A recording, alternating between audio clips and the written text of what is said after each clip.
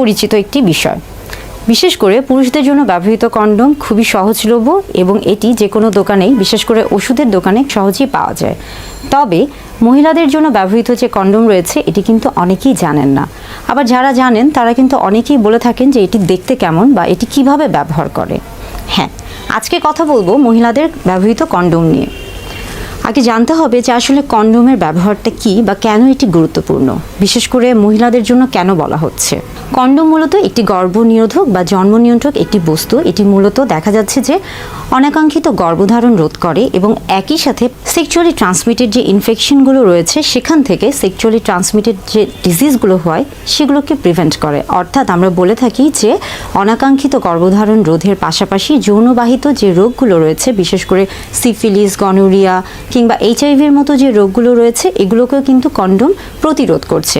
অর্থাৎ জন্ম নিয়ন্ত্রক যে পদ্ধতিগুলো রয়েছে তার মধ্যে কিন্তু শুধুমাত্র কন্ডোমেরই একই সাথে দুটি কাজ করে থাকে। অর্থাৎ কন্ডোমের ব্যবহার অত্যন্ত গুরুত্বপূর্ণ। মহিলাদের জন্য যে কন্ডোম রয়েছে সেটি দেখতে কেমন?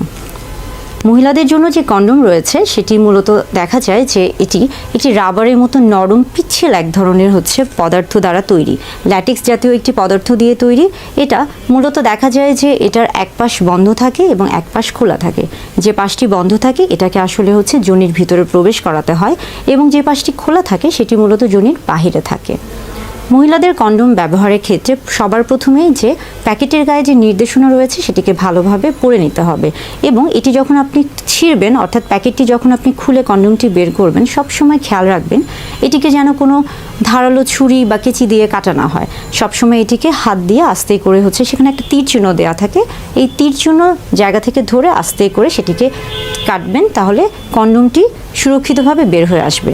আপনি যদি তাড়াহুড়ো করেন বা ধারালো কোনো কিছু দিয়ে কাটার চেষ্টা করেন সেক্ষেত্রে কন্ডোমটি কিন্তু ছিঁড়ে যেতে পারে এবং এটার যে কার্যক্ষমতা রয়েছে সেটি কিন্তু নষ্ট হয়েও যেতে পারে। বাজারে বিভিন্ন ধরনের কন্ডোম পাওয়া যায়। বিশেষ করে দেখা যাচ্ছে যে ল্যাটেক্সের যে কন্ডোমগুলো রয়েছে সেগুলো কিন্তু সবচেয়ে বেশি বহুল প্রচলিত। তবে ল্যাটেক্সের যে কন্ডোমগুলো রয়েছে এই ক্ষেত্রে কিন্তু অনেকের একটা অভ্যাস রয়ে থাকে যে কন্ডোম ব্যবহারের ক্ষেত্রে অনেকে মনে করেন যে আলাদা করে বেশ কিছু পিচ্ছিল পদার্থ, বিশেষ করে লুব্রিকেন্ট জাতীয় তেল বা জেলি বা এ ধরনের কোনো কিছু ব্যবহার করতে হবে। আসলে আপনি যদি বিশেষ করে এই যে ল্যাটেক্স জাতীয় যে পদার্থগুলো রয়েছে এখানে যদি আপনি পিচ্ছিল পদার্থগুলোকে ব্যবহার করেন সেক্ষেত্রে কিন্তু কন্ডোমের যে কার্যক্ষমতা সেটা কিন্তু হয় নষ্ট হয়ে যায় কিংবা কমে যায়। যার কারণে কন্ডোম যদি ব্যবহার করে থাকেন সেক্ষেত্রে কিন্তু আলাদা কোনো লুব্রিকেন্ট ব্যবহার করার কোনো রকমের প্রয়োজন পড়ে না। অনেকের মাঝখানে একটা ধারণা থাকে যে কন্ডোম ব্যবহার করলে স্বাভাবিকভাবে তার যে যৌন তৃপ্তি বা সুখটা সে পেত সেটা হয়তো বা সম্পূর্ণভাবে পাবে না কিংবা সেটা কমে যাবে। এটা একটা ভুল ধারণা। আসলে আপনি যদি কন্ডোম ব্যবহার করে থাকেন সেই ক্ষেত্রে কিন্তু আপনি একদিকে যেমন অনাকাঙ্ক্ষিত গর্ভধারণ রোধ করছেন এবং পাশাপাশি কিন্তু আপনি যৌনবাহিত যে রোগগুলো রয়েছে সেগুলো থেকেও কিন্তু নিজেকে প্রতিরোধ করতে পারছেন, অর্থাৎ সুরক্ষিত রাখতে পারছেন। তাহলে সেই ক্ষেত্রে কিন্তু আপনি যখন আসলে সুরক্ষিত থাকছেন সেই ক্ষেত্রে কিন্তু আপনার যে যৌন সুখটা, এটা কিন্তু তৃপ্তিটা কিন্তু আপনি স্বাভাবিকভাবে আরও ভালো হওয়ার কথা, আনন্দটা আরও বেশি টেনশন ফ্রি বা ঝামেলামুক্ত হওয়ার কথা।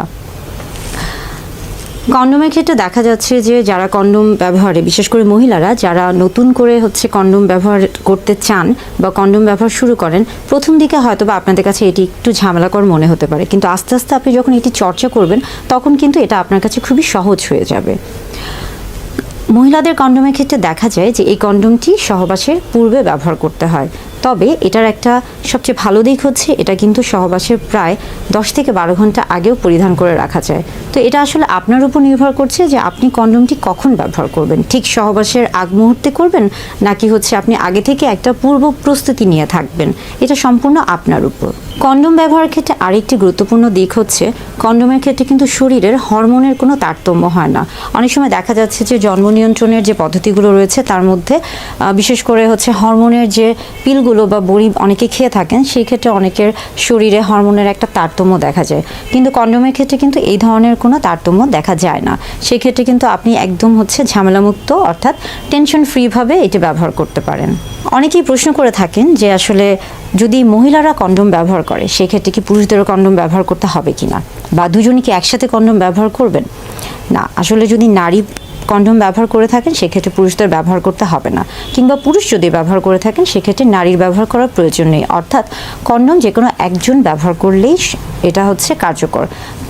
বরং আপনারা যদি দুজন কন্ডোম ব্যবহার করে থাকেন সেই ক্ষেত্রে কিন্তু দেখা যায় যে একটা ঘর্ষণের সৃষ্টি হতে পারে, কিংবা এখানে কিন্তু একটা লুব্রিকেশন বা হচ্ছে সেটা একটা অভাব দেখা দিতে পারে, এবং ঘর্ষণের ফলে কিন্তু অনেক সময় এই কন্ডোমটা ছিঁড়ে বা ফেটে যেতে পারে, যার ফলে যে কার্যক্ষমতা আছে সেটা নষ্ট হয়ে যেতে পারে বা কমে যেতে পারে। তাই কন্ডোম শুধুমাত্র একজনের ব্যবহার করলেই হবে। অনেক মহিলারাই প্রশ্ন করেন যে গর্ভাবস্থায় কিংবা মাসিকের সময় কন্ডোম ব্যবহার করা যায় কিনা। হ্যাঁ, গর্ভাবস্থায় কিংবা মাসিকের সময় অবশ্যই কন্ডোম ব্যবহার করা যায়, তবে সবসময় খেয়াল রাখতে হবে যে আপনার গর্ভাবস্থায় অন্য কোনো সমস্যা আছে কিনা, কিংবা মাসিকের সময় আপনি অন্য কোনো সমস্যার মধ্যে আছেন কিনা বা কোনো ঝুঁকিতে আছেন কিনা, সেটা অবশ্যই আপনি চাইলে একজন চিকিৎসকের পরামর্শ নিয়ে তারপরে আপনি পদ্ধতিটি গ্রহণ করতে পারেন।